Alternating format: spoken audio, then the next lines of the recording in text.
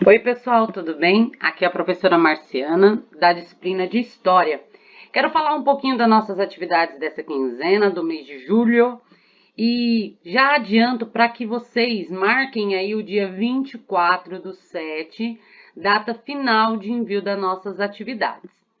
Antes de começar a falar sobre elas, quero dizer aqui para vocês que no Google Sala de Aula vocês têm todas as atividades que nós fizemos no segundo bimestre. Então eu peço que vocês observem se realmente vocês já fizeram todas. Estarei lançando as notas de cada atividade aqui. Então, na atividade, você clicando, você consegue ver a sua nota.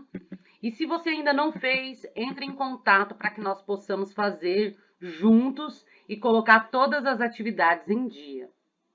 Dito isso, pessoal, nessa semana, nesse mês, nós iremos falar de práticas totalitárias. Quando eu falo assim, um governo ele é totalitário, a professora Marciana ela é totalitária, ela não é democrática. O que será que eu estou querendo dizer? Será que eu estou elogiando a aula da professora Marciana? Bom, quem respondeu que não acertou, porque realmente totalitarismo ele é o oposto de democrático, que é o democrático é ouvir as pessoas, é a participação coletiva. E aí vocês vão perceber que o totalitarismo tem várias características, entre eles o não ouvir o outro, a perseguição e outras características que nós iremos falar.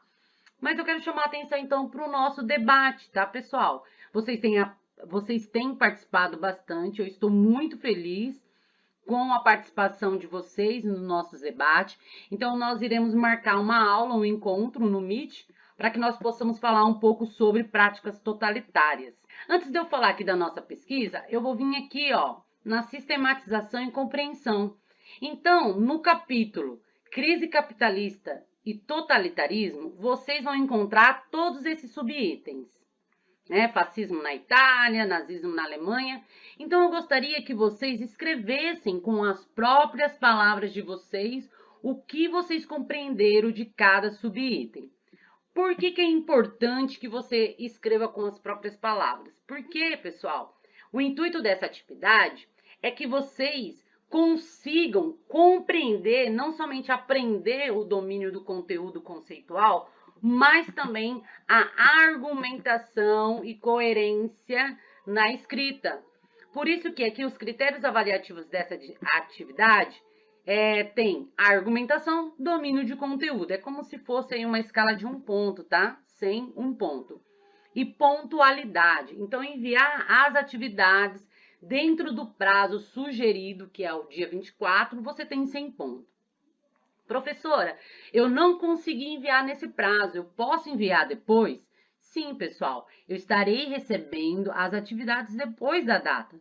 No entanto, aquele que conseguir enviar dentro do prazo terá 100 pontos. É uma forma também da gente trabalhar outras habilidades sem ser referente ao conteúdo de história, que é o compromisso e pontualidade escolares. Então, eu quero chamar a atenção aqui para vocês, antes de falar da nossa pesquisa, eu quero aqui, como eu estou projetando aqui para vocês, o nosso livro didático. Eu vou falar um pouquinho, vocês vão fazer a leitura, mas eu quero só chamar a atenção de alguns aspectos para vocês fazerem essa leitura direcionada. Aqui nós temos uma imagem que talvez você já deve ter ouvido falar desse senhorzinho aqui, que é Hitler. E aí nós iremos falar não somente dele, mas também do governo nazista.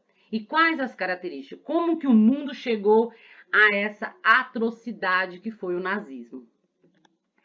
Então, perceba nessa imagem, primeiramente, que nós temos um certo culto, uma certa um nacionalismo, culto voltado à figura do representante do Estado, seja ele o Hitler, seja ele Mussolini, como nós iremos perceber no decorrer desse bate-papo aqui com vocês. Primeiramente, cabe dizer que esses governos totalitários, eles ficarão mais evidentes pós Primeira Guerra Mundial. Aí vocês vão falar, professora, mas a gente nem estudou Primeira Guerra Mundial. Ótimo, nós iremos depois estudar a Primeira Guerra junto com a Segunda. Mas O que vocês precisam saber nesse primeiro momento é o período que os Estados Unidos estava vivendo em 1920, no que nós chamamos de anos felizes. Então, essa ideia do consumir, esse otimismo, esse estilo de vida americana que vocês podem observar nesse cartaz. E, pessoal, como eu ensinei já para vocês, é muito importante a gente analisar as fontes históricas, as imagens que aparecem no livro didático, eles não estão aqui somente para ilustrar. Nós precisamos aprender a questionar, sobretudo o livro didático. Vamos lá, então. Sociedade e conflitos. Olha que interessante, pessoal, essa imagem aqui. É uma menininha negra com um caderno.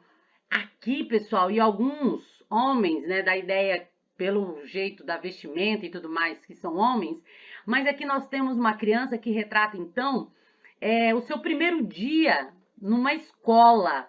E como nós já estávamos falando nas nossas aulas anteriores, essa negação do povo negro à escolarização.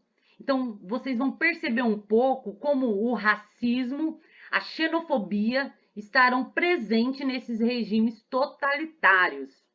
No próximo, antes de falarmos então dos regimes totalitários, é importante vocês perceberem que em 1929 nós teremos uma grande crise econômica, tanto em diversos países como também nos Estados Unidos, que será então a quebra da Bolsa de Nova York, tá? Então, leiam aqui com atenção e aí vocês vão perceber como essa quebra da bolsa irá afetar muito o desemprego, a falência de diversas empresas, a falta do gênero básico, que é a alimentação, a moradia, e não é à toa que nós temos aqui uma fotografia tentando evidenciar um pouco dessa crise, conforme já falei, de 1929. Mas, professor, e para sair dessa crise, como os países fizeram?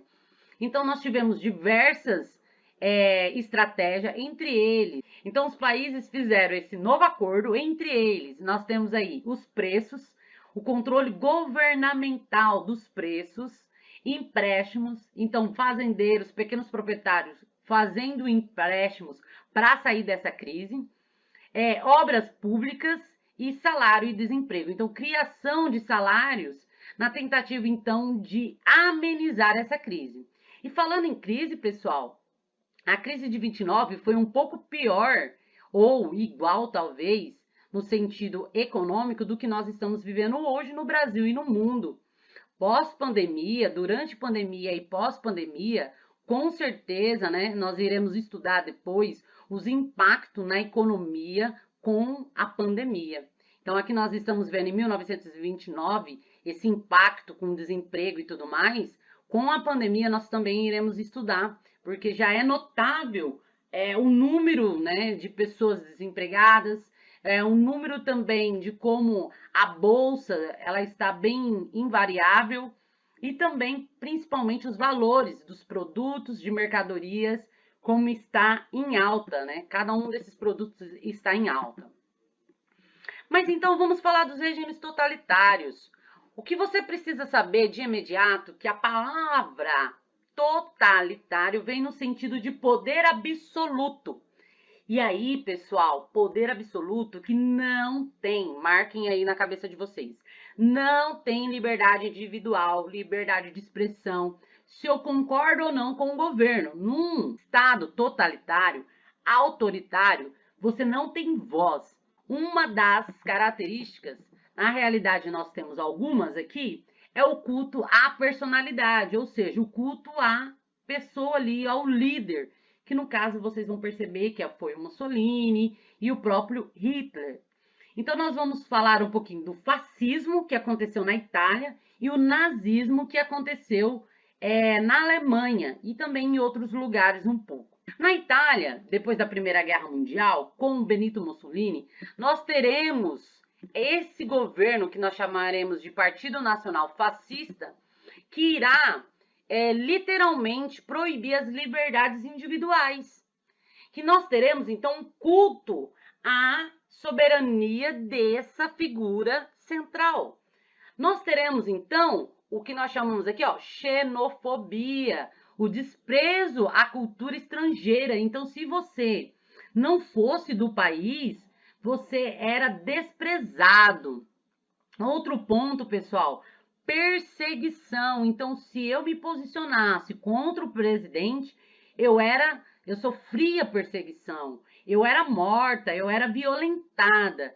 Além disso, nós teremos então o culto ao nacionalismo, essa figura principal. Por isso vocês vão ver várias imagens nesse sentido. No nazismo, nós teremos Hitler e aqui, pessoal, também o líder supremo. Nós teremos também o culto a essa personalidade, mas o que mais irá marcar essa doutrina nazista é o racismo, a superioridade no que nós falamos ariana. Então, eles acreditavam que eles eram superior a qualquer outra raça, seja negro, judeu, cigano. E aí, todos esses grupos sofreram intensa perseguição.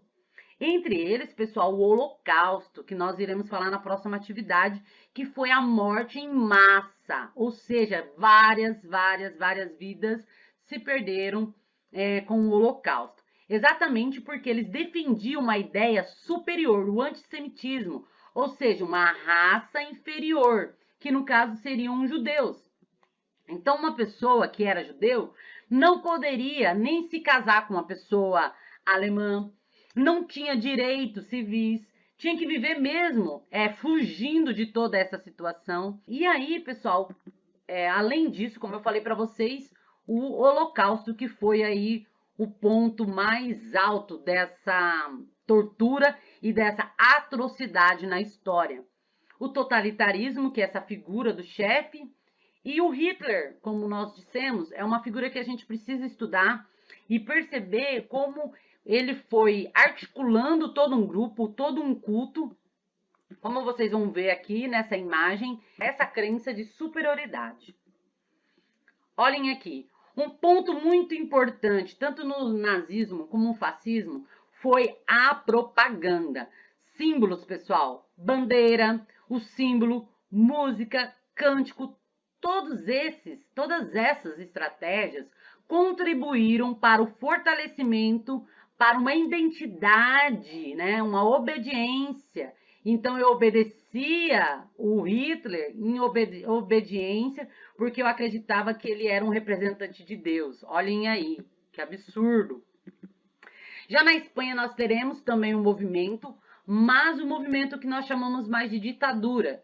Lembrando, característica de uma ditadura, perseguição, a falta de liberdade de expressão, de imprensa. Então, tudo isso nós teremos também na Espanha com o Francisco Franco. Além da Espanha, eu chamo a atenção para Portugal, que também teremos um período de ditadura, de censura. E, pessoal, aqui no Brasil também tivemos isso, tá? Aqui no Brasil nós temos algumas permanências aí do fascismo, do nazismo, tanto no passado como no tempo presente, e a ditadura civil e militar, que será um papo de um outro encontro nosso. E agora, por fim, diversidade e igualdade. Aqui vocês vão perceber, é uma discussão, sobretudo do que nós já estamos fazendo nas nossas aulas, nos nossos encontros no Meet, do racismo. Até hoje nós temos marcas, né, dessa questão de encontrar superioridade. Então, pessoal, lembra quando eu falei para vocês que o racismo ele foi construído? Essa questão de entender que uma raça é superior à outra não é de hoje. Então, aqui nós também temos, infelizmente, esse exemplo do nazismo que demonstra um pouco essa questão. Quero falar aqui para vocês também, vocês não irão fazer essas atividades, certo? Mas aqui, se vocês quiserem olharem as fontes históricas, sobretudo aqui, ao ler aqui as legendas, com certeza será de grande valia para cada um de vocês. Falando, então, das nossas demais atividades, nós temos aqui a última atividade, pessoal, que é a pesquisa direcionada. A pesquisa direcionada, vocês irão fazer sobre o Holocausto. Lembra que eu falei que o Holocausto foi a morte em massa dos judeus? Mas aí como será isso? Vocês farão grupos de 3 pessoas e vocês criarão um vídeo curto com no mínimo 15 minutos. E esse vídeo ele será mais informativo, então vocês irão pesquisar sobre o Holocausto. Como vocês podem observar aqui, a pesquisa e criatividade, Holocausto nunca mais. E aí nós temos algumas orientações desse vídeo. Grupo de até 5 pessoas, deverá ser feito um grupo no WhatsApp. Então você faz um grupo na equipe, faz um grupo aí no WhatsApp, me coloca também nesse grupo, para que eu possa orientar. Então a ideia não é vocês fazerem um vídeo do nada, eu quero participar de todas as etapas para que eu possa orientar vocês como será então esse vídeo. Então o primeiro ponto para fazer um vídeo é dividir tarefas. Quem da equipe vai fazer o quê? Pensar no título, no roteiro, se vocês vão fazer um vídeo mais jornalístico sobre o Holocausto, falando o que foi, as consequências disso, se vai ser um vídeo entrevista, se vocês vão fazer um vídeo só com foto, se vai ser um teatro, vocês representando um pouco disso, enfim. O estilo do vídeo, ele é livre, então você escolhe o estilo, o grupo escolhe. Depois de vocês escolherem, é muito importante vocês tirarem alguém do grupo que vai fazer a edição, as pessoas que talvez aí têm mais facilidade com isso. Nós temos diversos programinhas que nos ajudam a editar vídeo e por isso que eu quero auxiliar vocês também nessa questão. No final, não esqueça de pôr os créditos. O que é isso, professora? Colocar quem participou, o nome da equipe, o nome da professora, da turma, da escola. Então, é muito importante a gente localizar tudo isso. Então, antes de começar o vídeo, você precisa estruturar, fazer esse roteiro. E aí, lembrando da rubrica que são os nossos critérios avaliativos. Pontualidade, mandar dentro do prazo. Trabalho em equipe, então é muito importante que vocês trabalhem junto. E aqui eu chamo a atenção, pessoal, não é para cada um, não é para vocês se reunirem fisicamente. A ideia aqui é que nós possamos trabalhar em pequenos grupos de WhatsApp, tá? Por chamada de vídeo. Então, a ideia é fazer isso, é um desafio mesmo, não é para vocês se encontrarem presencialmente, até porque não é a orientação da Organização Mundial de Saúde. Incluiu as sugestões da professora, que foram essas que eu acabei de dizer: domínio do conteúdo, criatividade, originalidade. Então, fazer um vídeo bacana, algo que surpreenda o telespectador, aquela pessoa que for assistir o vídeo de vocês. Lembrando que não precisa aparecer todo mundo da equipe no vídeo, tá? Se vocês decidirem uma pessoa só que vai falar um pouco, pode ser, mas vocês vão ter que demonstrar que foi um trabalho em equipe. Beleza, pessoal? Eu acredito que é isso. No mais, eu estou à disposição. Só me chamar no PV e eu aguardo vocês para que nós possamos montar esses grupos de vídeo e orientar mais pertinho cada um de vocês. Um grande abraço.